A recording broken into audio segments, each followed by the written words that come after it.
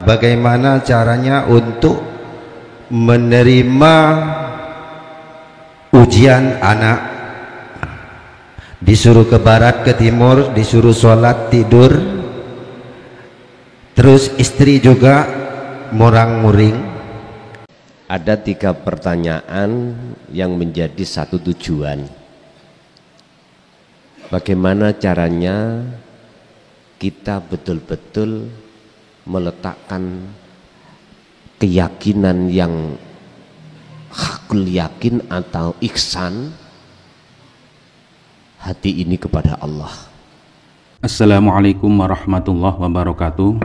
Para pemirsa yang dirahmati Allah Subhanahu wa taala, pada kesempatan kali ini kami akan menyajikan sebuah tausiah dari Kiai Haji Mukhlason Rosyid dari Mojokerto. Marilah kita sama-sama menyimak dan mendengarkan apa yang disampaikan oleh beliau.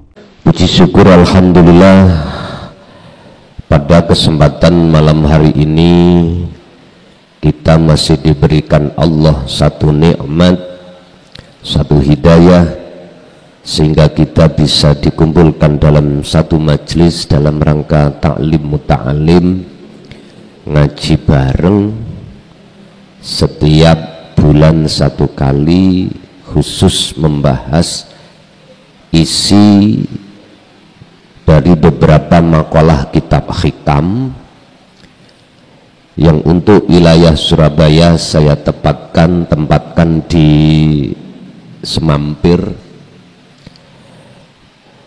dan mudah-mudahan apa yang nanti kita bahas yaitu di fasal 32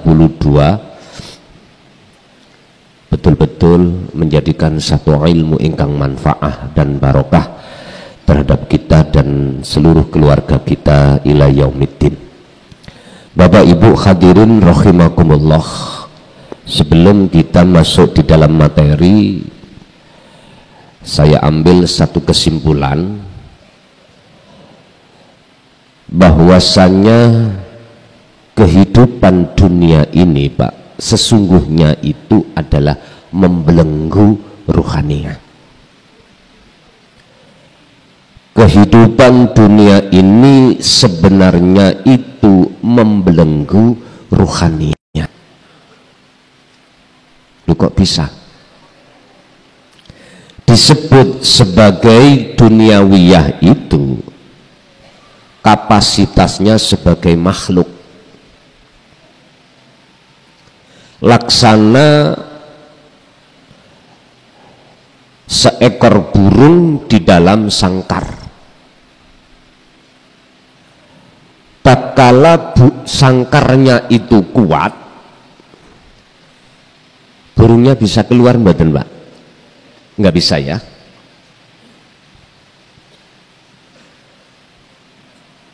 Si jenur ruhika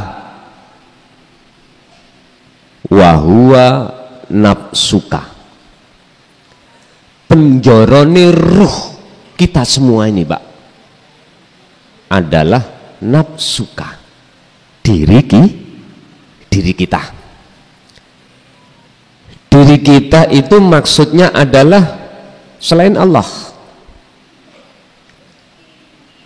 Artinya selama ruh ini masih terkurung oleh dunia, jangan harap ruh itu bisa keluar dan bertemu Allah. Gak bisa. Ini sudah konsep lah. Yang namanya ruh olehnya bisa keluar dari duniawiyah itu macamnya ada 2, Pak. Laksana seperti burung, bisanya keluar dari sangkar. Pertama, kurungannya itu rusak, sudah dirusak lobang-lobang, akhirnya bisa keluar. Kalau keluar ya sudah bebas dia ke alam yang tidak terbatas dibandingkan alam di dalam sangkar. Yang kedua, thariqah tani, dimaksud jalan loro, jalan dua, ruh bisa keluar dari jasmani atau keluar dari dunia, laksana seperti burung tadi dikeluarkan oleh pemiliknya. Tidak harus merusak sangkar, kan ada pintunya toh Pak. Pintunya dibuka oleh pemilik burung, lalu burungnya diambil, dikeluarkan. Pertanyaannya adalah, lebih berat mana? Keluarnya burung ketika satu menunggu rusaknya sangkar, atau yang kedua dikeluarkan oleh sang pemilik? Lebih berat mana? Lebih berat ketika saat burung keluar menunggu rusaknya sangkar. Artinya apa? Ketika si salik terkurung oleh duniawiyah, bisanya keluar ada macam dua. Ada macam dua. Pertama, jalannya adalah majdubun. Yang kedua adalah wasilun. Jenengan pilih pundi? Sak kersa jenengan.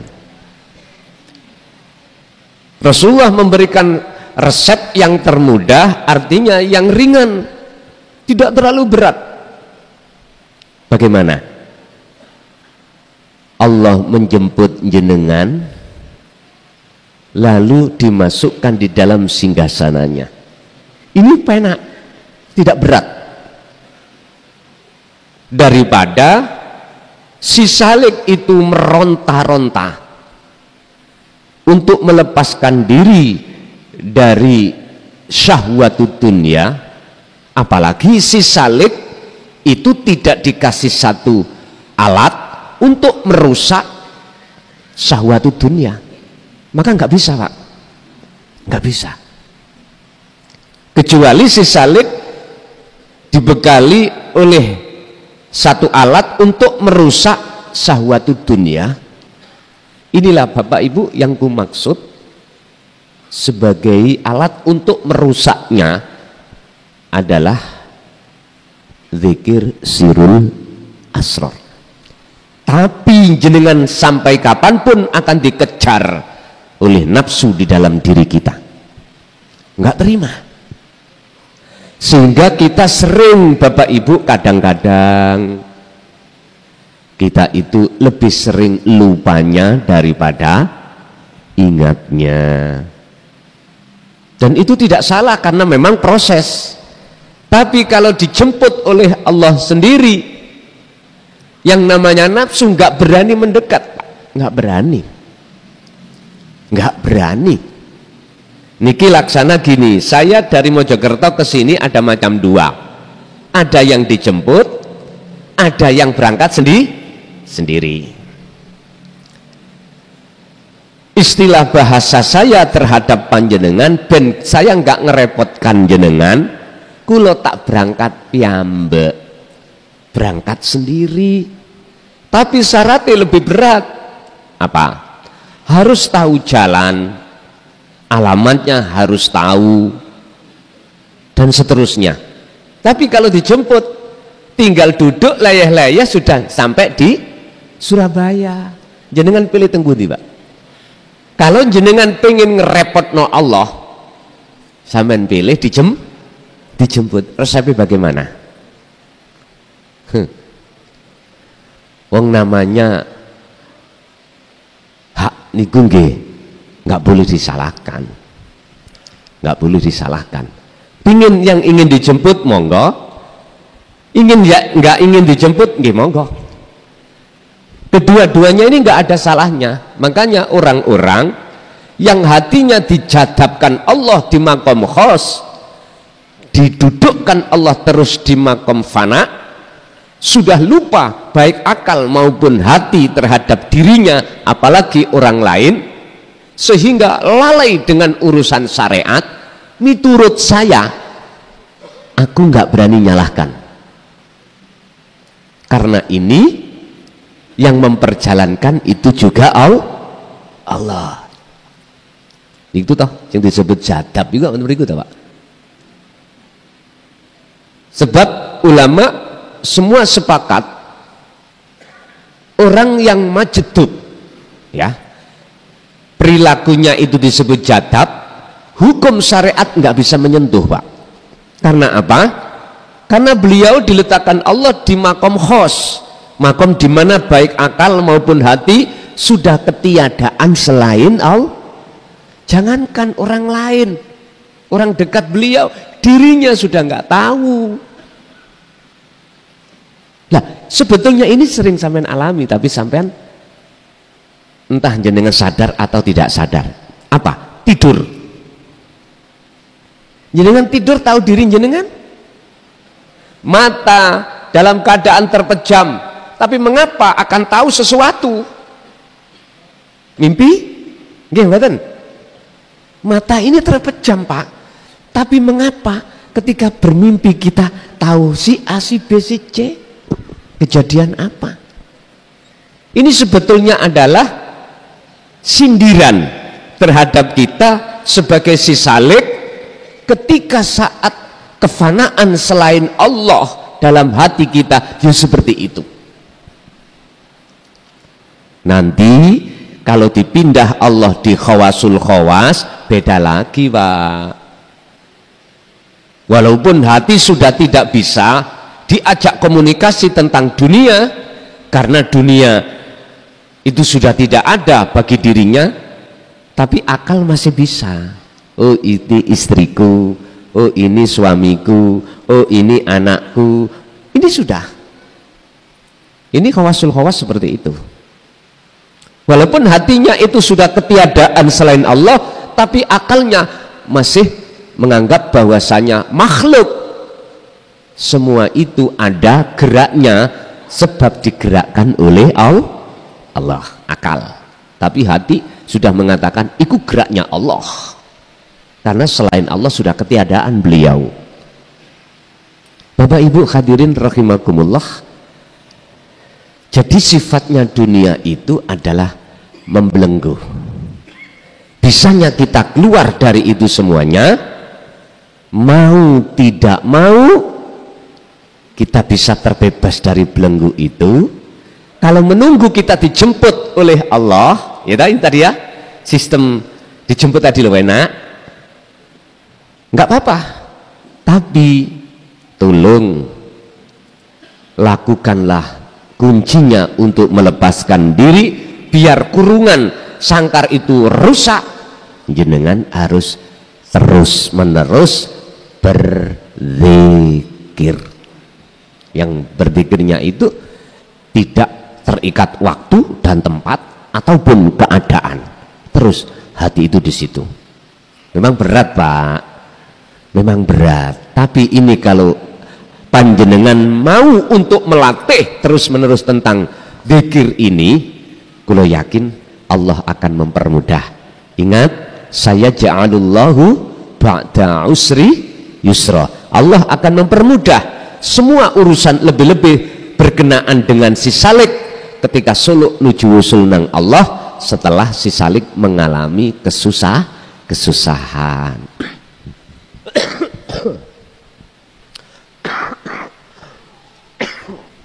Pun monggo dibuka di fasal 32.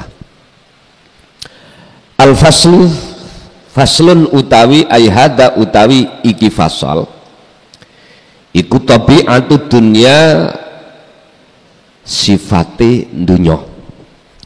Sifate dunya iku bagaimana ya? Beliau Syekh Ibnu Athaillah dawuh, la tastaghrib, ojo duweni ning ati rasa heran. Karepe ngoten. Wuku al-akbari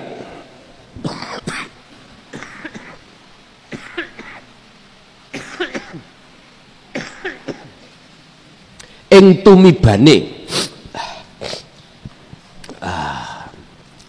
pira-pira kejadian.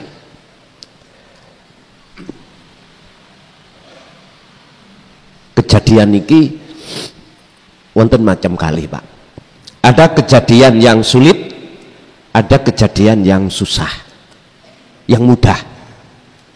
Ada satu kejadian takdir itu dirasa masalah ini sulit. Ada takdir atau kejadian itu dirasa mudah. Ada dua hal seperti itu.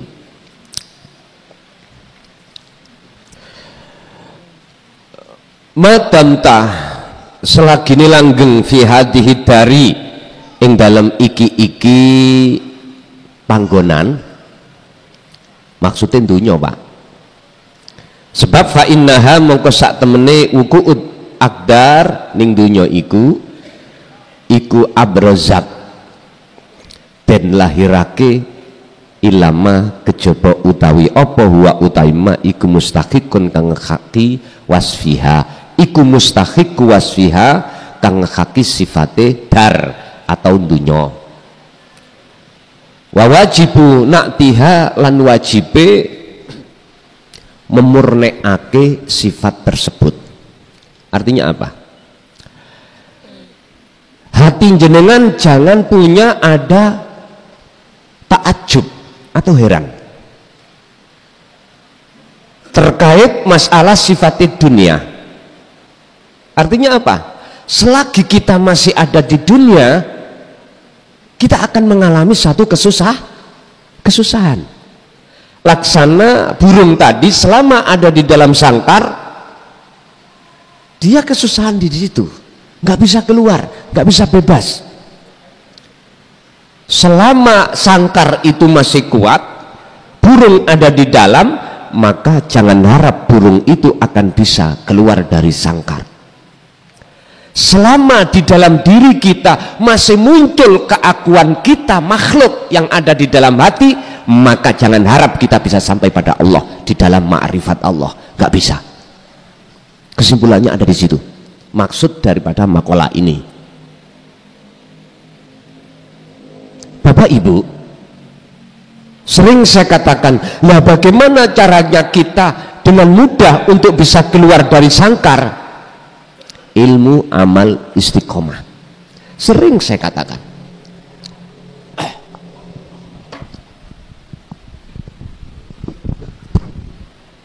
Yang disebut sebagai takwa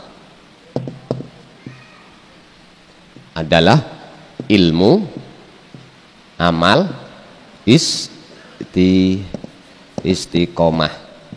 Ketiga-tiganya inilah Pak, mohon maaf, yang disebut uzlah.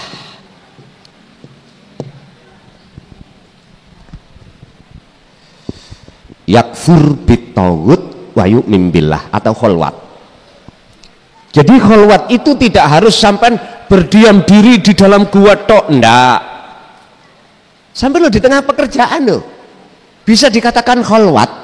Apa sih takrif tarkibnya kholwat? Yakfur bitaghut wa yu'min billah. Tinggalkan iman dalam dada ini selain Allah, berarti makhluk.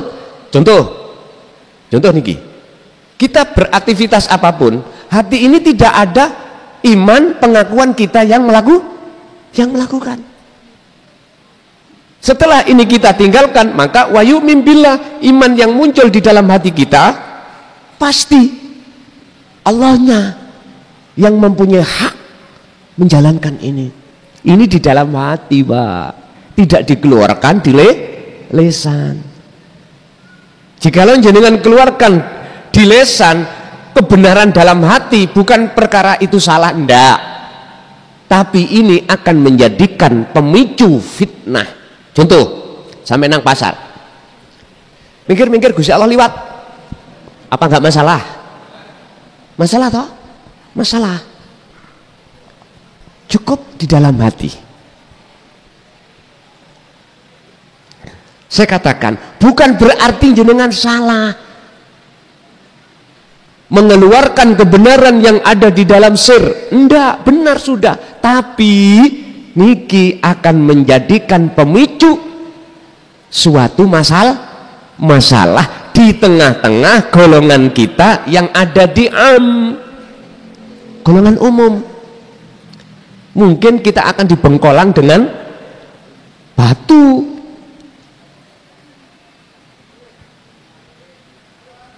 Jadi saya nggak menyalahkan, tapi dampaknya itu di luar seperti itu nantinya. Contoh-contoh sudah banyak, Bun. Asarhu utawi penjelasan. Ad-dunya utawi dunya iku darul bala, tempate ujian. Bala itu kalau kita artikan secara umum itu identik dengan takdir yang tidak enak, itu bala. Padahal bala di sini bisa diartikan ujian atau cobaan. Wa husnin lan panggonane susah. Wis bala susah. Ya laksana burung di dalam sangkar. Kalau si tuannya tidak kasih makan, dapat makan dari mana? Tapi nggak mungkin, Mbak. Tuannya itu akan lalai untuk tidak memberi makan. Nggak akan lalai. Karena apa? Karena itu burung kesayangannya si tuan. Kalau tidak bisa mungkin telepon anaknya, tolong dikasih makan. Itu burung kesayangan saya. Itu pasti seperti itu. Memang ada nilai min dan plusnya, Pak, antara burung di dalam dan di luar. Kalau di luar harus cari makan sendiri. Kalau di dalam enak. Artinya apa? Kita di dunia secara fisik, bagaimana jenengan ini secara ruhaniah sudah di akhirat. Itu loh maksud saya. Secara fisik kita masih ada di dunia, Pak. Di dunia. Tapi bagaimana caranya secara rohaniah jenengan ini sudah di alam akhirat. Quran sudah mengajarkan, bahkan ini salah satu teladani Kanjeng Nabi, laqad kana lakum fi rasulillahi uswatun hasanah, berupa apa? Liman kana yarjullaha wal yaumal akhirah. Jelas sudah. Harus pertama ada keinginan hati untuk bertemu Allah. Orang satu Surabaya jumlahnya berapa ya? Ada 1 miliar? Nggak ada ya? Terus katakanlah 300.000.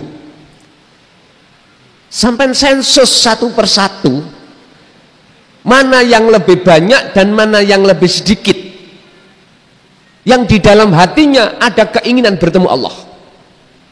Wa aktsaruhum, kebanyakan itu pengen ketemu sukses dunia. Nah, itu di mana-mana, Pak, sudah. Jangan heran, apalagi kita yang masih jomblo, umur 30 nggak dapat. Kula mboten nyindir. Tapi memang faktanya seperti itu. Apa yang kita pikirkan? Pingin dan lekas nih nikah. Kalau sudah nikah, terus pingin dan punya anak. Sudah punya keluarga, apa kok keinginan kita? Pingin sukses sandang pangan papan, berkecukupan. Bahkan kalau bisa lebih dengan pertimbangan besok masa-masa tua. Dan ini memang berlaku seluruh dunia seperti ini. Dan Rasulullah pun tidak melarang, cuman pertanyaannya kapan ruhaniah kita hanya kita untukkan pada Allah, bukan pada selain Allah. Kapan? Itulah pertanyaan yang harus kita jawab. Sebab Allah sudah katakan tentang akhirat itu terjadi di dunia. Kalau kita dulu secara syariat kan akhirat besok, kalau sudah yaumul qiyamah, setelah itu yaumul yub'ats, dibangkitkan, setelah itu yaumul hisab, gitu. Setelah itu yaumul hisab selesai, disuruh jalan wat sirotol mustaqim, ketemulah surga atau neraka. Lah gitu toh, akhirat besok toh. Nek cara hakikate sekarang. Dasare eneng ada dalam surah Al-Qasas ayat 77. Di situ Allah katakan, wabtaghi fima atakallah darul akhirah. Carilah negeri akhirat yang sudah Allah anugerahkan terhadap dirimu di saat kita ini masih ada di dunia. Berarti akhirat kan sudah ada, Pak? Udah ada. Kalau belum ada, gak mungkin ada perintah wabtaghi. Apa mungkin kita disuruh makan sementara makanannya belum ada? Mungkin betul? Gak mungkin, Pak, kita disuruh makan sementara makanannya belum. Betul mungkin. Adanya kita disuruh makan disebabkan makanannya sudah tersedia. Niki nek cara bahasa kita di syariat, bahasanya mencari itu harus melakukan perbuatan-perbuatan yang bagus. Tapi nggak paham sebetulnya itu. Disampaikan bagaimana caranya bisa melepaskan diri dari cengkeraman nafsu, yang nafsu memakai syahwatut dunia. Itu loh maksudnya. Wala tansa nasibaka minad dunia. Dan janganlah kau lupakan di dunia ini bagianmu, walaupun kamu itu secara rohaniyah sudah sampai di akhirat, ya jasmaniyahmu iku ya ramutan. Lengan Pak. Waktu dahar ya dahar, waktu kita kerja ya kerja, waktu kita sama istri, sama suami, anak, udahlah kita sosialisasi. Maksudnya seperti itu. Bapak Ibu hadirin rahimakumullah. Lah, letaknya di mana kalau dunia iku adalah darul bala, darul balain wa husnin. Yes, ketika saat di dalam hati kita muncul akune makhluk, di dalam hati kita isinya makhluk, mohon maaf ya, kita yang kaya raya, apa yang dia takutkan? Jatuh miskin. Lah kita yang miskin, apa yang sampean takutkan? Wong kita sudah miskin. Mohon maaf, yang punya jabatan, apa yang dia takutkan? Hilangnya satu jabatan. Ini kalau hati itu belum mengenal Allah, ini hati ruh jikalau masih menjadi cengkeraman hawa nafsu. Tapi kalau nafsu, kalau ruh sampai sudah terlepas dari pengakuan diri sebagai makhluk, ya la khaufun alaihim walahum yahzanun. Mengapa dia tidak ada rasa khawatir atau rasa takut, rasa gelisah? Karena hatinya sudah tidak ada selain Allah. Perkara selain Allah itu sudah tidak ada, termasuk susah, termasuk mohon maaf, apapun bentuknya. Bagaimana mungkin bisa mempengaruhi jenengan? Lalu sing mempengaruhi sudah nggak ada. Artinya jenengan kedudukannya bahwasanya walillahil masyriq wal maghrib, semua apa yang mulai jagat timur dan jagat barat milik Allah, itu tidak hanya diucap di lisan, tapi di hati sampean lewat iman atau ihsan mengatakan semuanya milik Allah. Loh, aman pun. Gini kising kalau maksud, Anda sudah tidak lagi terkurung oleh dunia rohaniah jenengan. Sementara jasmania sampean ya masih ada di dunia. Barang siapa yang bisa keadaan seperti ini, ruh yang sudah bisa masuk ke alam akhirat, maka dipastikan ketika secara syar'i idza jaa ajaluhum pasti husnul khatimah. Karena sudah tidak asing lagi jalan menuju pada Allah, bukan asing lagi.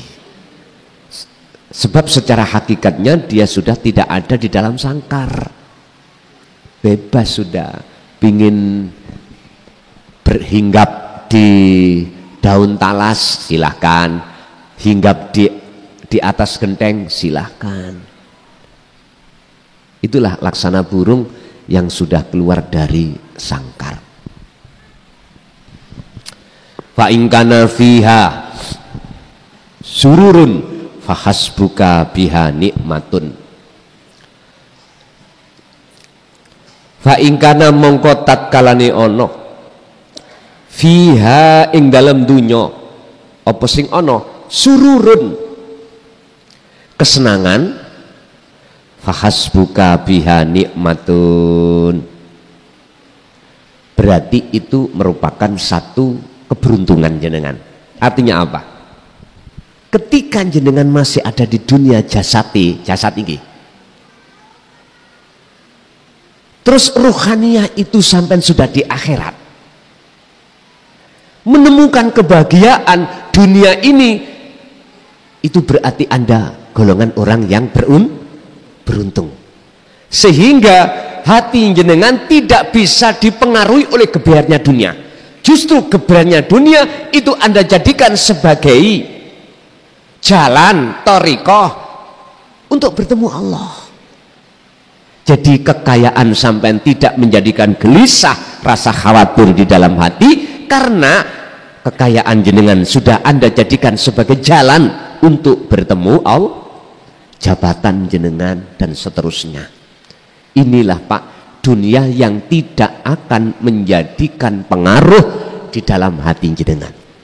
Laksana ikan yang sudah bisa hidup di air asin di laut sana, gitu? Walaupun tiap hari jasadnya itu campur dengan air asin, tapi ketika kita ambil dan kita goreng, kita makan tidak terasa.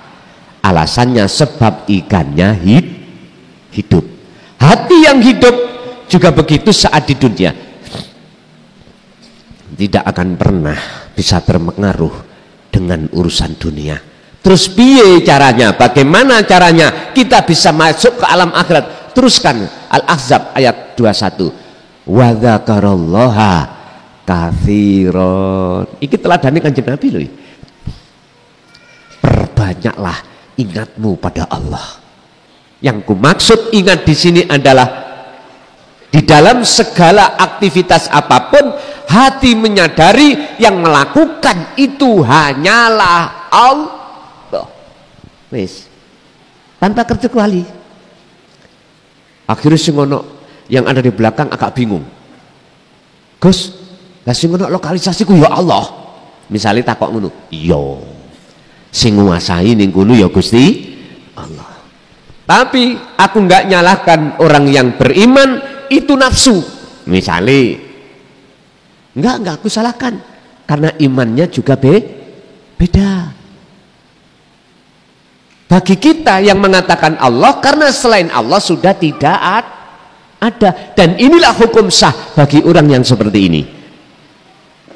Tapi lantas bukan berarti sah hukum yang kita bawa ini kita tiap hari budalai nang lokalisasi. Gak apa-apa jare Guson, ayo berangkat nang lokali. Sik tak delok priksa atimu sik. Lah sing nglakoni kuwi mung rumangsa awakmu apa piye? Loh, ini perlu Pak ya, perlu untuk diluruskan biar angger-angger cek gak apa-apa iki Gusti Allah kabeh, tapi jerone ati makhluk sik muncul. Mbuh muncul awake, mbuh muncul 21 lah. Hati di klarifikasi dulu di dalam hati.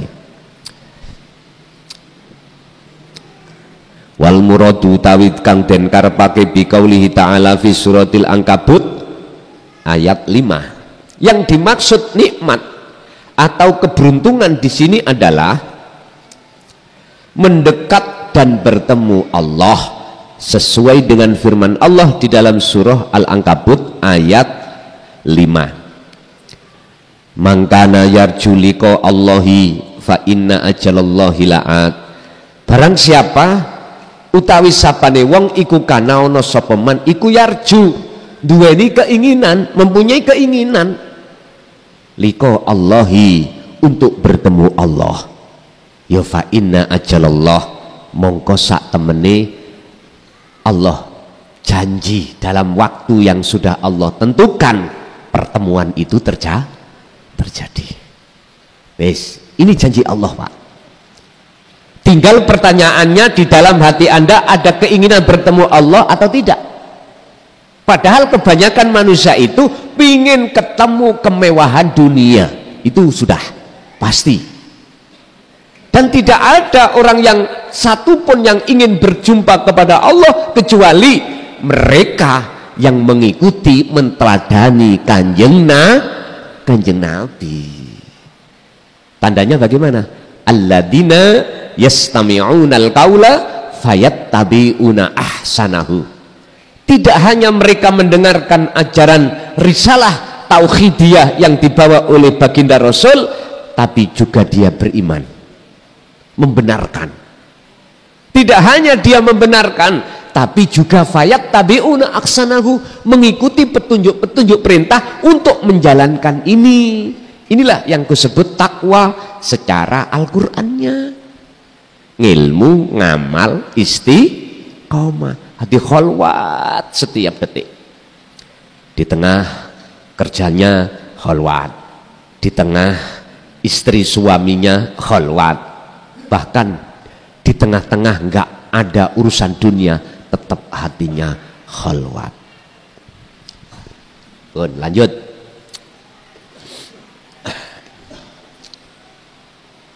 Waman sa'alah, waman dan utawi sapane wong iku sa'alah, jaluk sapa man sayan ing suci-wici, lam yaj'alhu mongko ora bakal ndadekake hu ing sek hu ing sek sapa Allah Gusti Allah lahu ing man. Barang siapa meminta sesuatu yang tidak dijadikan oleh Allah, faqat abah mongko teman-teman dadosake lelah nafsahu ing awak dhewe man, wala yu'ta lan ora bakal diparingi sapa man. Mana yang dimaksud sebagai sesuatu yang tidak dijadikan oleh Allah?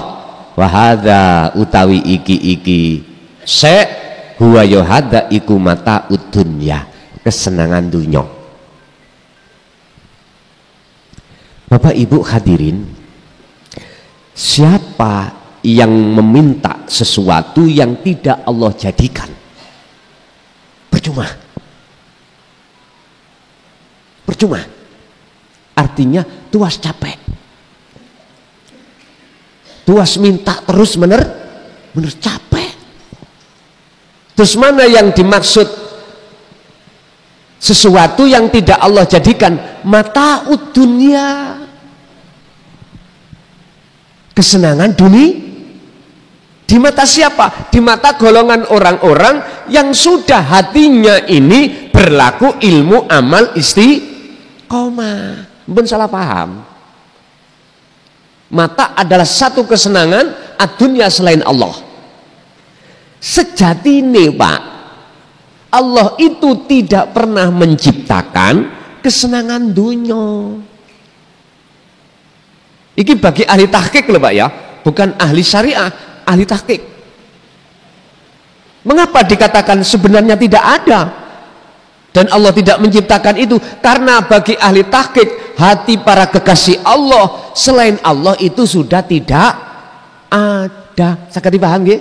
Tapi bagi kita golongan yang belum menjadi kekasih Allah, tetap mengatakan dunya iku ono. Bukti ini walillahil masyriq wal maghrib.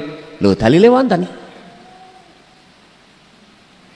Yang disebut makhluk itu ada, yang Allah ciptakan. Oleh karena kelas kita beda-beda Pak, antara am dengan khos atau khawasul khawas, sudut pandangnya juga beda-beda. Satu contoh, kita golongan am ketika melihat seorang wanita cantik bidadari, mesti mengatakan itu sifat jamalnya wanita. Nggih mboten? Otomatis kita sampai kapanpun akan mengejar, bergantung hati kita pada seorang wanita. Ingat, siapapun hati kita kalau jatuhnya cinta pada selain Allah, mesti bergantung pada selain Allah. Niki pun sebagai prinsip, pun rumus niki. Nggak bisa kita bergantung pada Allah, nggak bisa, karena cinta kita itu hanya di lisan. Sebetulnya kita cinta pada Allah itu cinta palsu. Terus mana yang dijadikan sebagai burhan bukti kalau selain Allah disebut mata dunia itu Allah tidak ciptakan? Buktinya ketika saat kita meninggal, garwa sing cantik, suami sing gagah ditinggal mboten? Loh, di sinilah Pak. Kalau bahasa Ibnu Athaillah dalam makalah lain itu mengatakan al-kaunu zulmatun, dunya iku sifate peteng. Ai adamun, tegese artinya tidak ada. Nggih bengong niki kita kalau belum paham tentang ilmunya. Dunya kok gak ono, nyatanya ada. Wis pelajaran ngeluh iku ngono. Biasa. Pertama kali kita ikut mendengarkan kajian tasawuf itu wis otomatis sirah niku kepala iku mumet. Akhirnya ketika kita itu mumet dibisikin nafsu, lah apa mau ngaji kok ngaji bingung, ngaji sing jelas ae. Akhirnya kita menjauh. Padahal itu proses awal kita itu untuk mengenal Allah itu di situ. Bapak Ibu, beda dengan ahli tahqiq atau golongan khos. Gak mungkin dia akan mengatakan cantik itu sifatnya seorang wanita. Enggak Pak, itu jamalullah, Allahnya ada di situ. Ya inilah Pak yang ku maksud, sifat jamal letaknya kekekalan itu di sini. Ketika saat hati kita sudah bisa jatuh bertemu Allah, akhirnya yang tadinya kita terka ada, nyatanya itu palsu. Seperti saya berjalan mesti ada bayang-bayang, loh, saya mundur ikut mundur, saya maju ikut maju.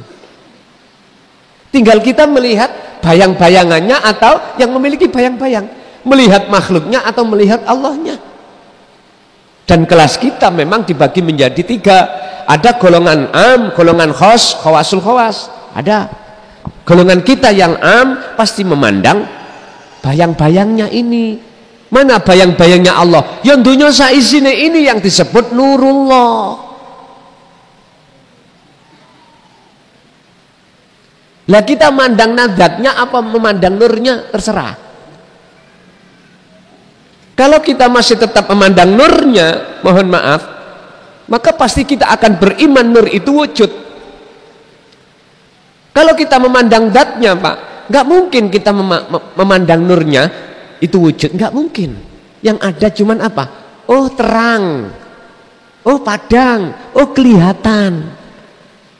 Ini kita yang disebut proses su'aul basirah wa ainul basirah wa hakul basirah, mengasah rasa di dalam hati tentang kehadiran wujud sejati Allah dalam dan di luar diri. Setelah itu ainul basirah, bertemu atau melihat.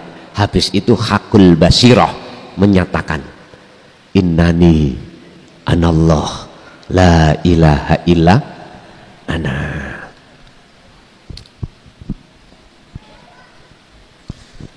Al-khulasatu utawi ringkesan, idza ahabba tatkalane demen apa qalbuka ati sira ladzati dunya ing kesenangan dunya, khifta mongko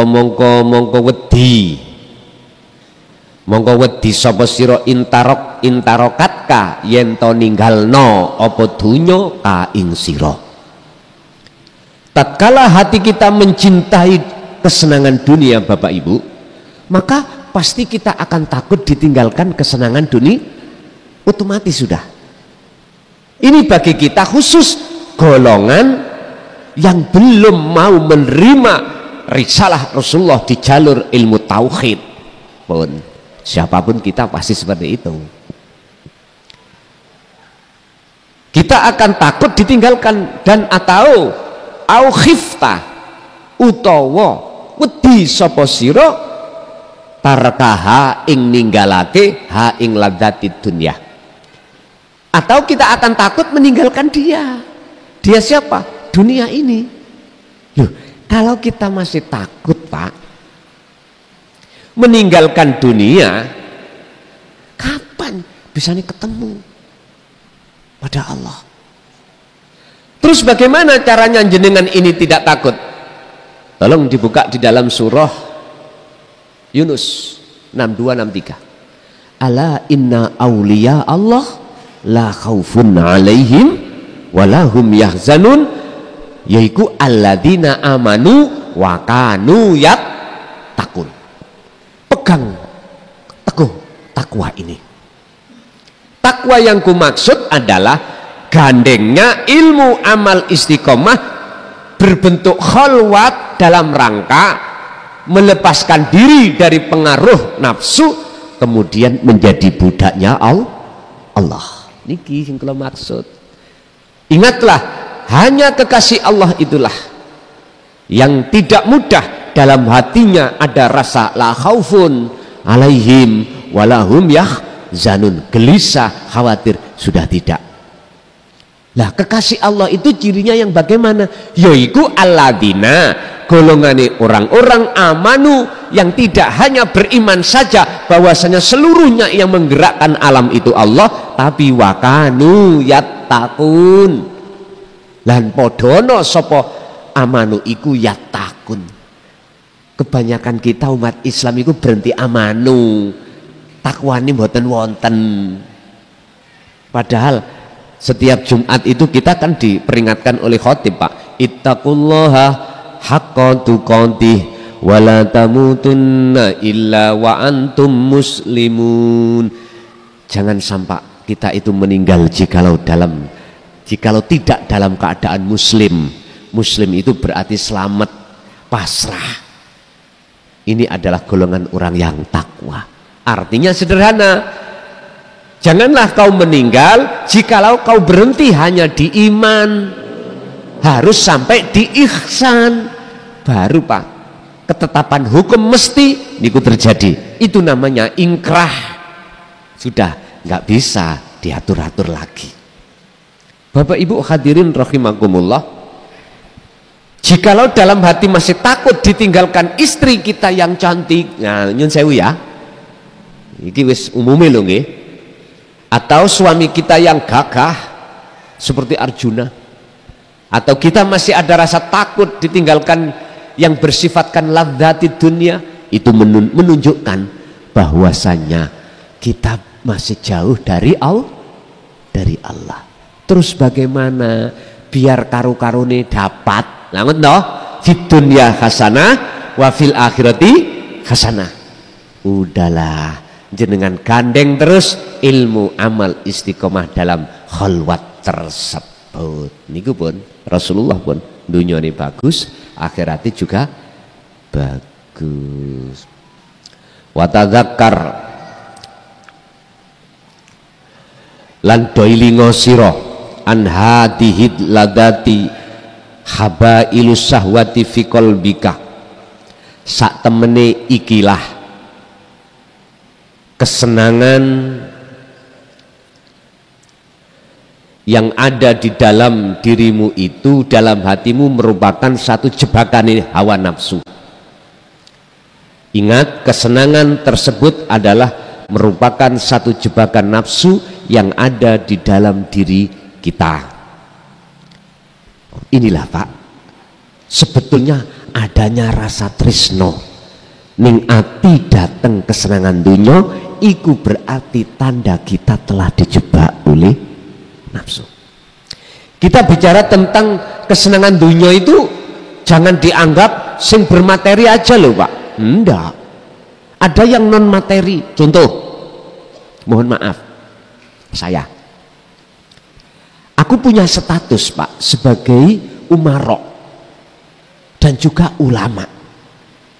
Otomatis banyak yang menghormat. Saya ini dikatakan sebagai terjebak di dalam kesenangan kepentingan nafsu, manakala saya gila dengan kehormatannya kehormatannya masyarakat. Ini sudah. Berarti mohon maaf, saya ini tetanda orang yang jauh dari Allah. Bacaannya kitab, bacaannya Quran, mohon maaf hadis, tapi perilaku hati saya ulaika kal an'am balhum adol, mohon maaf, seperti hewan berkaki 4, bahkan lebih jelek daripada hewan berkaki 4. Naudzubillah. Hati bukan jasmani. Berarti bentuk gilanya hati saya pada pujaan masyarakat itu adalah salah satu tanda saya ini telah dijebak oleh hawa nafsu. Apakah harus kita tinggal? Jadi asalnya menjadi guru mulang ngaji atau jadi ulama terus udah langsung ngungsi nanggone alas? Tidak harus seperti itu. Ada cara mudah untuk kita keluar dari jebakan. Ilmu, amal, pun kuncinya ada di situ.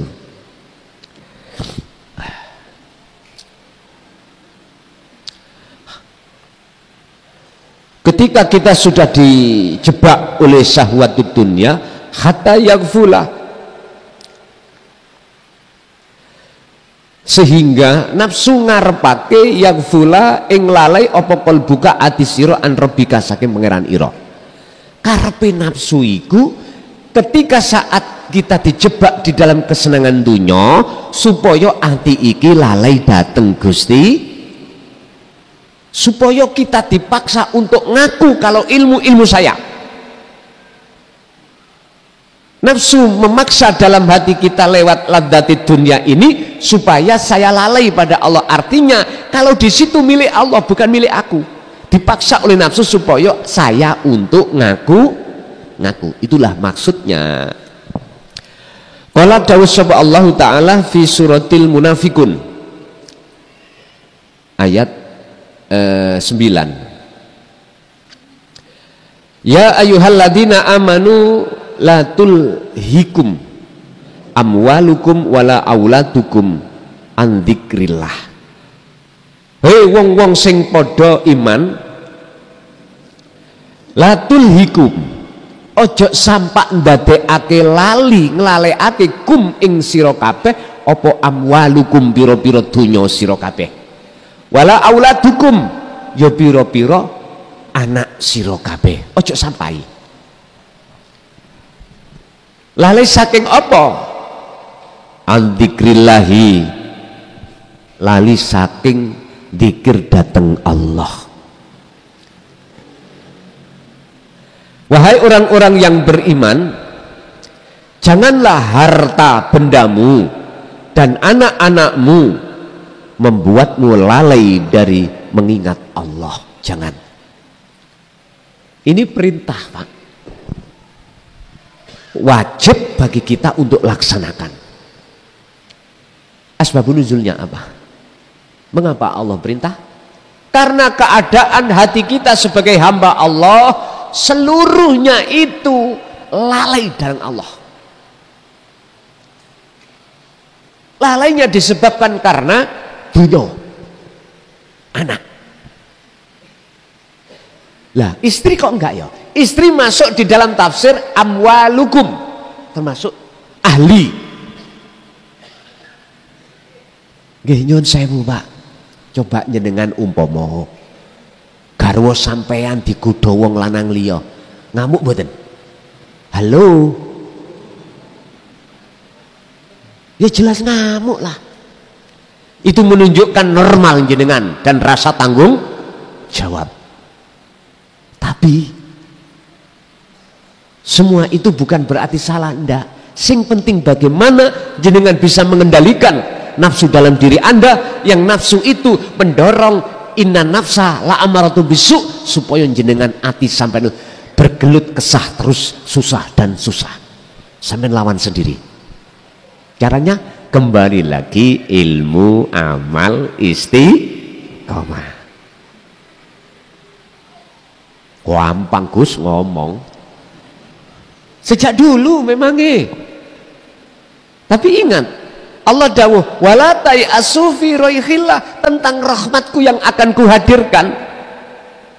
Itu tidak bim salabim. Harus dialami terlebih dulu, soro, susah. Artinya, ilmu amal istiqomah dengan bentuk dzikir di dalam uzlah, iku lo sampean senggol. Ayo kita latih terus. Walaupun itu belum bisa, tetap kita latih. La tatruk adzikra li'adami hudurika ma'allahi fihi. Walaupun kita olehnya dzikir belum bisa makrifat pada Allah, jangan sekali-kali dzikir tersebut itu ditinggalkan. Wa may yaf'al utawi sapane wong iku yaf'al agawe sapa man dzalika ing mengkono-mengkono tulhikum amwalukum lan sak piturute iku faulaika mongko utawi mengkono-mengkono ulaik utawa man hum ya ulaik iku al khosirun, disebut wong sing rugi. Barang siapa yang melakukan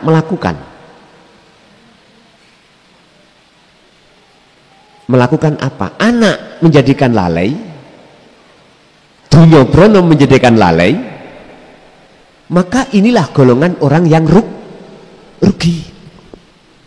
Kita sendiri Pak yang rugi. Padahal kita sadar semua itu akan kita tinggalkan. Tapi mengapa ketika saat itu terjadi koneksi hati kita pada Allah kok lepas? Tandanya cuma satu. Itu menandakan berarti dzikir kita masih kurang. Ngoten lho. Ingat, siapa yang sudah bisa menengok isi alam akhirat, maka saat itu juga indahnya isi alam dunia sudah tidak ada bagi Anda. Sama dengan matahari ini. Sebentar-bentar cahaya listrik iki Pak, pada malam hari ini itu tidak akan berarti apa-apa tatkala datangnya waktu siang, karena waktu siang telah datangnya cahaya matahari. Sama nur makrifat, jikalau sudah menyala di dalam hati seseorang, maka cahayanya dunia ini saknaliko seketika itu luntur, hangus, redup. Cuman pertanyaannya bagaimana cara dalam hati ini nur makrifat Allah nyalakan? Jawabannya cuma satu Pak, berzikirlah kau terus yuniku. Jawabannya ada di situ. Mudah, tinggal kita itu mau melaksanakan apa mboten. Berarti prinsip untuk menuju rahmah, menuju makrifat pada Allah sebetulnya itu sederhana. Cuma tinggal pertanyaannya kita mau menjalankan atau tidak. Sebab gini Pak, mau tidak mau ketika si salik itu betul-betul menjalankan muraqabah dzikir di dalam maqam muraqabah, wajib si salik gendeng, wajib. Hatinya maksud saya gila pada Allah, wajib niku. Dan memang sengaja Allah jadikan hati sampean itu gila pada Allah. Caranya bagaimana? Ya semua perkara mata dunia dalam hati Allah bersihkan. Allah bersihkan. Akhirnya hati jenengan tidak akan mungkin mencintai selain Allah. Itu cara Allah mengendaki pada hambanya. Terus apa sebab asbabun nuzulnya Allah membersihkan itu dan menyalakan nur makrifat? Jawabannya sebab kita itu terus menerus berzikir. Simpel tak Pak? Simpel, tinggal kita mau ndak.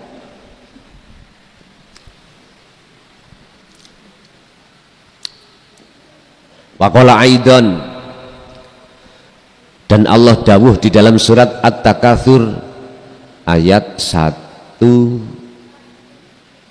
Nggih. Ayat pinten niku? Ayat 1 dan 2 nggih ya. Leres.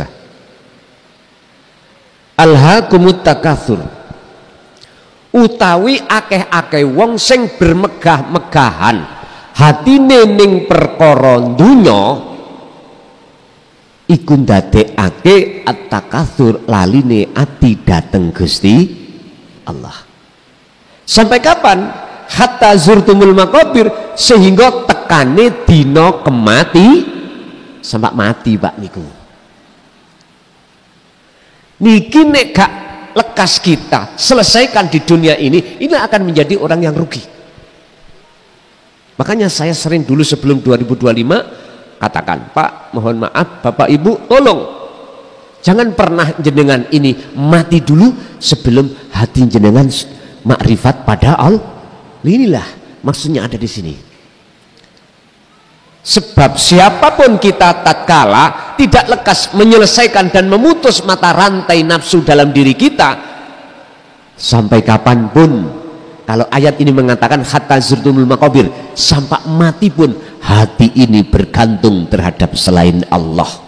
Inilah Pak yang Allah maksud dalam surat Al-Ahzab, tsumma la tunsarun, golongan ini yang tidak akan pernah Allah tolong. Naudzubillah. Al-Ahzab Az-Zumar ayat 54. Karena mereka ketika saat di dunia sudah Allah kasih tahu, sudah Allah perintahkan untuk lekas kembali dan bertawakal pada Allah sebelum kematian, tapi mereka tidak mengabaikan, tidak mengindahkan, dikarenakan dia tetap mengindahkan seruane hawa, yaitu bercinta dengan mata udun. Ya Bapak Ibu hadirin rahimakumullah, sebagai kesimpulan akhir, kita di dunia ini tidak mungkin Pak lepas dari kebutuhan, betul nggih? Dan ini sudah hukum sunatullah dan harus kita ikutkan, tapi khusus ruhaniah jenengan jangan ikut campur dengan apa yang dibutuhkan jasmani. Ruh tetap sampai harus berkomunikasi hanya dengan hayyun wa huwa wujudullah, harus berkomunikasi terhadap wujudnya Allah yang kami sebut hidup di dalam kebutuhan itu. Caranya gedoi terus, wa'tasimu bihablillahi jami'an, pegang terus tali Allah, yaitu zikir sirul asrar pun niku kuncinya ada di situ. Bapak Ibu, mudah-mudahan yang hadir khususnya baik di majelis maupun di luar sana, betul-betul Allah menjadikan golongan terhadap kita golongan yang husnul khotimah. Oke, kita masuk pada sesi tanya jawab. Barangkali ada yang perlu ditanyakan, kami persilahkan.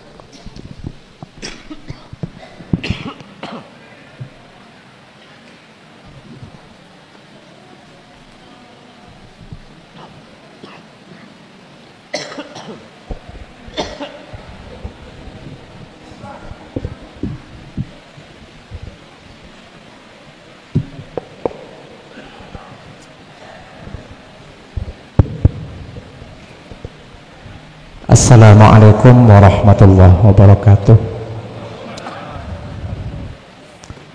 Niki wonten pertanyaan Gus, nggih berkaitan dengan amwal dan aulad.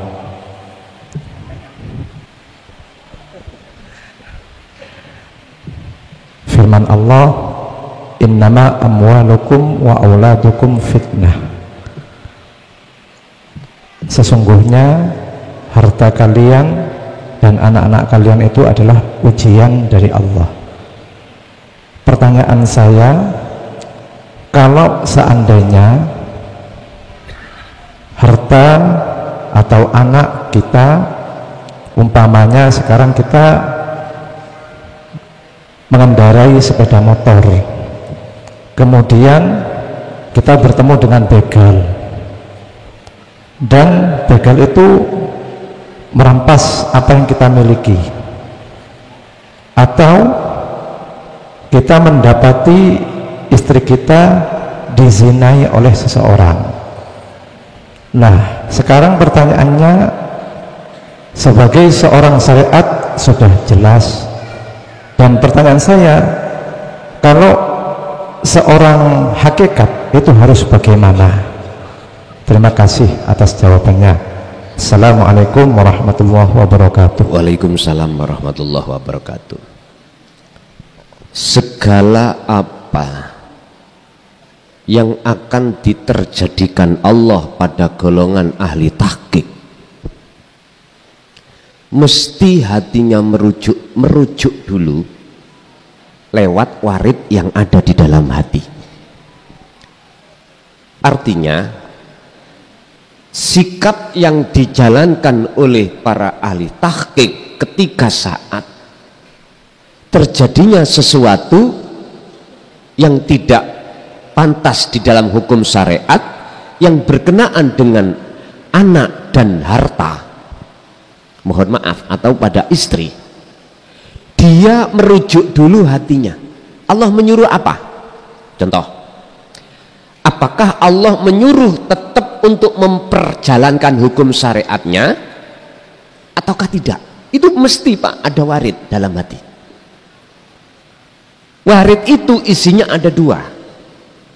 Ada kalanya jenengan wa aslimu lahu, memasrahkan semua ini hanya pada Allah. Diem ngoten. Jadi yes koyo babi ngoten iki lho. Kuk diem. Ngapunten lho ingkang kathah. Estu ngapunten. Itu kan pandangan orang. Padahal sikapan ahli tahqiq ketika saat dia wa aslimu lahu, berpasrah diri pada Allah, itu yang terbaik antara hati si salik atau ahli tahqiq dengan Allah. Tapi jikalau Allah menyuruhnya lewat warid yang ada di dalam hati, berlakukan hukum syariat, mesti berlaku Pak, mesti berlaku.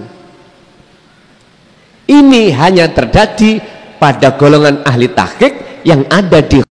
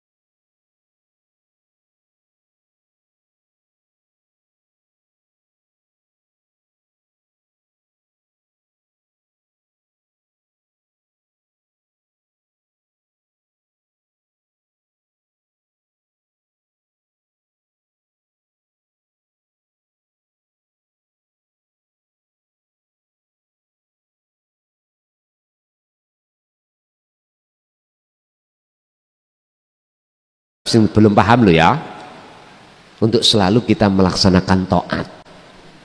Tapi dilarang di dalam ketaatan itu hati jenengan itu khudur datang Allah, itu dilarang. Makanya jangan heran kalau kita melakukan ibadah itu Pak Bu, masih ada selilit apa namanya, keselilitan krono sakliyane Gusti Allah. Mungkin kita ingin dilihat orang, mungkin kita olehnya melakukan karena ingin dibalas, dikasih pahala, bahkan surga. Dan semuanya ini kan makhluk. Mengapa hati kita jatuh padanya? Mestinya jatuhnya pada Allah. Oleh karena kita itu menjadi budaknya nafsu, nggak bisa Pak. Sehingga jangan heran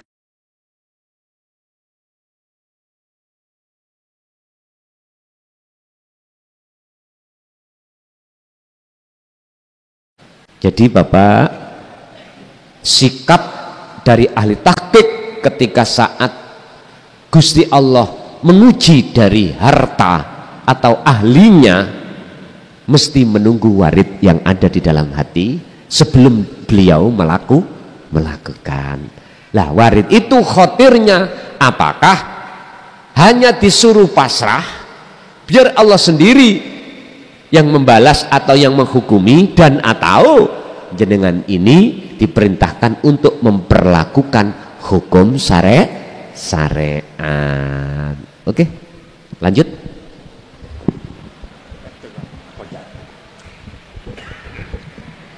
Assalamualaikum warahmatullahi wabarakatuh.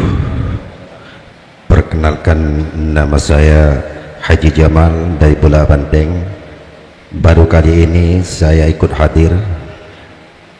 Yang mendengarkan YouTube kurang lebih 1-2 tahun, istilahnya mendengarkan pengajian Kiai Mukhlason, walaupun gak hatam, setengah hatam, sangat paham, gamblang.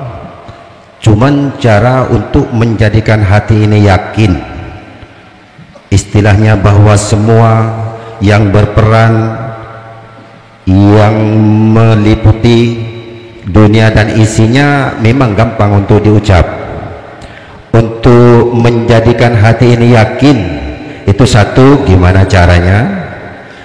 Lewat zikir sir, kolbun, jahar sir, lalu sirul asrar.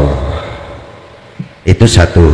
Kedua, bagaimana caranya untuk menerima ujian anak? Disuruh ke barat, ke timur, disuruh sholat, tidur, terus istri juga murang-muring.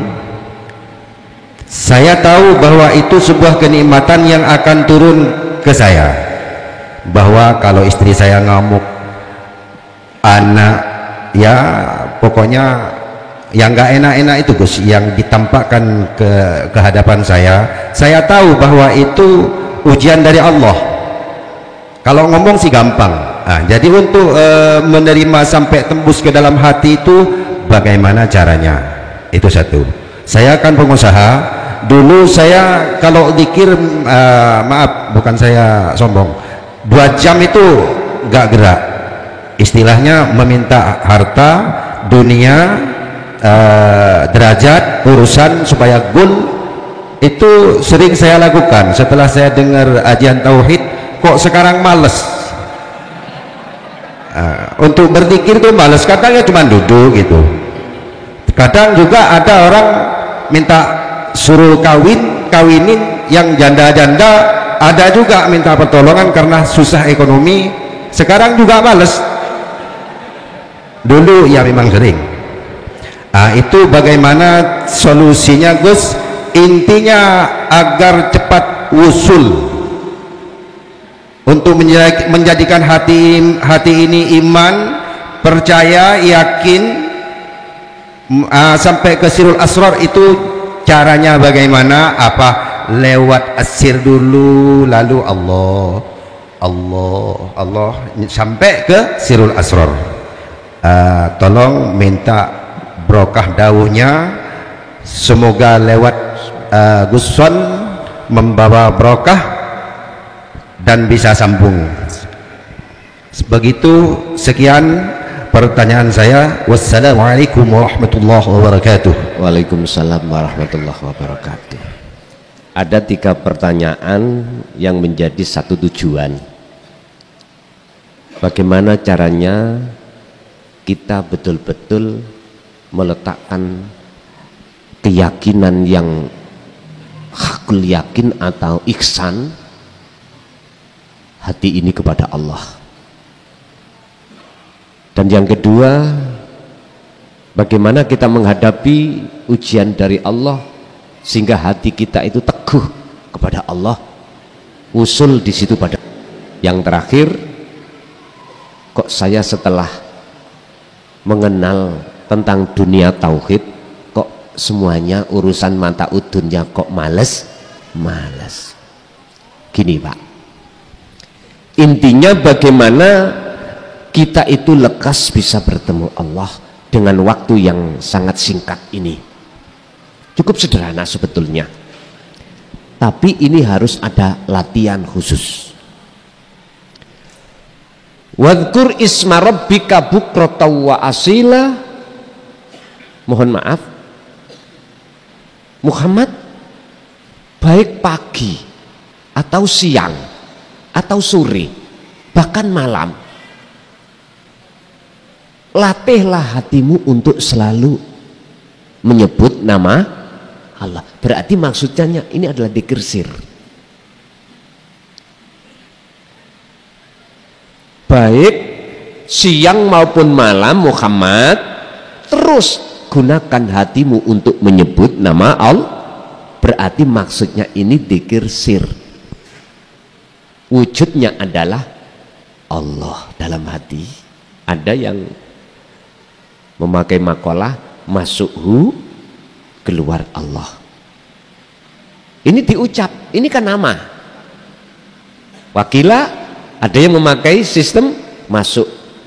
Masuk itu adalah hu, metu hidup, hu urip, hu hayun. Ada yang seperti itu. Tapi gak cukup Pak. Kalau kita hanya menyebut namanya gak cukup. Karena nama ini kita dijatuhkan di tauhid la ilaha illallah.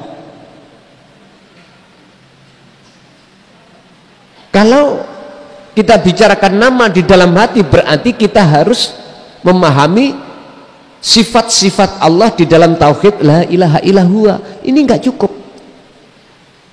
Kita harus naik di dzikir tingkat berikutnya, yaitu sirul asrar yang muncul dari kalimat tauhid la ilaha illa anta.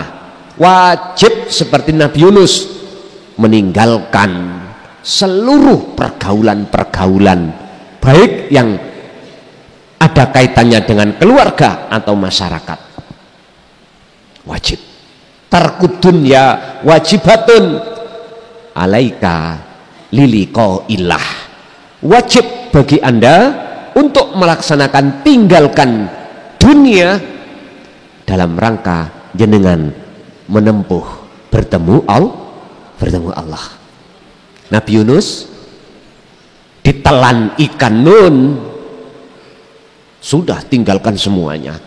Beliau ada di dalam perut ikan nun. Istilahnya dengan hati ini sudah tinggalkan iman selain Allah. Bila perlu jasmaniah sekalian seperti Nabi Yunus. Artinya dalam waktu 1 minggu aku yakin jenengan ini ada waktu yang free, tidak kerja, libur. Gunakan 1 hari 1 malam ini Anda baik secara hati rohaniah atau jasmaniah tidak lagi berinteraksi dengan makhluk. Di mana? Di dalam kamar atau di rumah sendiri. Itu laksana Nabi Yunus ditelan ikan nun. Udah, walaupun di dalamnya ada anak, ada istri bilang sebelumnya, ma saya jangan diajak komunikasi, hatiku terus berzikir pada Allah. Urusan aku makan atau tidak makan apa urusan Allah. Aku yakin ibu nggak mungkin toh menyiapkan, nggak mungkin. Anda pun tidak akan pernah makan kalau tidak ada dorongan dari Allah untuk makan nantinya. Walaupun 7 hari tidak akan pernah lapar jenengan. Jangankan 7 hari, bagaimana Ashabul Kahfi di dalam gua berapa ratus tahun? Allah juga kuasa. Wong urusan kita 7 hari, apakah Allah gak kuasa? Kuasa. In aroda syai'an ayyakula lahu kun fayakun. Berarti modal kita pasrah. Bapak Ibu, wa minal laili fasjud lahu fasabbihu lailan tawilan. Dan juga dikala waktu-waktu jenengan iki sudah tidak ada urusan dengan dunia. Ayatnya di situ Al-Insan 26 diisarahkan wa minal lail, malam. Malam itu berarti sepi. Berarti jenengan sudah tidak kerja. Hari apa Pak? Kalau orang Surabaya nggak kerja itu? Hari Minggu. Oke, 1 minggu 1 kali jatuh di hari Minggu, jangan keluar-keluar. Cukup berzikirlah di dalam rumah. Ini cara untuk mempercepat ketika jenengan ini ada keinginan untuk bertemu Allah. Ingat, tidak cukup kita berzikir sir, harus disertai sirul asrar. Caranya ketika jenengan ini hati mengucapkan Allahu Allah, hati Anda harus merasakan kehadiran wujudnya Allah yang kami sebut sebagai hidup, yang memperjalankan nafas keluar masuk. Tak jamin cepat gendeng ngamen. Nggih. Cepet lali ambek perkara sak liyane Gusti, ngoten lho maksud kula. Kemarin sudah saya katakan di Surabaya mana itu Dresmo, ya, dalam rangka kholnya Mbah Mursidi. Saya tanya, Pak, lebih baik mana? Hati gila pada Allah dengan gila pada istri orang atau suami orang? Jelas lebih baik gila dengan Allah. Oleh sebab itu dukunglah istri atau suami kita yang memang belajar gendeng nang Gusti Allah, dukung. Gak malah dikatakan dzalika dhalalah, itu sesat. Aduh, lu masih ada ngoten niku nggih. Pak nyun sewu, bukan yang kumaksud gila di sini seperti orang yang dimenur nih kalau mboten nggih, mboten. Yang kumaksud gila iki hati sampean sudah dilalaikan Allah dengan perkara selain Allah. Berarti niku harus sampean pegang zikir sirri dan sirul asrar. Ingat, Allah akan meletakkan hambanya di maqam muraqabah manakala hambanya itu melakukan zikir ini tadi. 1. Nomor 2, ingat, Allah akan menyalakan nur makrifat dalam hati seseorang kalau hati seseorang sudah masuk di dalam alam muraqabah. Itulah yang ku sebut sebagai alam fana. Yang ketiga, Allah akan menarik seseorang hambanya itu di alam makrifat setelah hambanya itu diperlakukan di alam fana. Mekaten. Alhamdulillahirabbil alamin. Demikianlah tausiah dari Kiai Haji Mukhlason Rosyid, yang mana beliau adalah pengasuh Pondok Pesantren Jaya Baru yang terletak di daerah Mojokerto, Jawa Timur. Tepatnya yaitu ada di Kecamatan Bangsal, Desa Sumbertebu, Jalan Perjuangan, Desa Glonggongan atau Dusun Glonggongan. Beliau adalah ulama sufi, ulama tauhid yang mengajarkan ilmu-ilmu tauhid dan tasawuf, yang mana dalam ilmu ini juga berkaitan dengan ilmu leluhur Jawa yang mengutamakan ajaran kebatinan atau ilmu ruhani. Dan ilmu tasawuf tauhid ini mengajarkan supaya manusia tidak tersesat nantinya. Tahu sejatinya diciptakan itu harus bagaimana, dan ketika sudah meninggal dunia harus ke arah mana jalannya. Semoga apa yang disampaikan oleh beliau Al-Mukarram Kiai Haji Mukhlason Rosyid benar-benar bisa memberi penerangan bagi kita yang buta akan pengetahuan dan gelapnya perjalanan kita untuk menempuh ke jalan Allah Subhanahu wa taala. Demikian, semoga bermanfaat.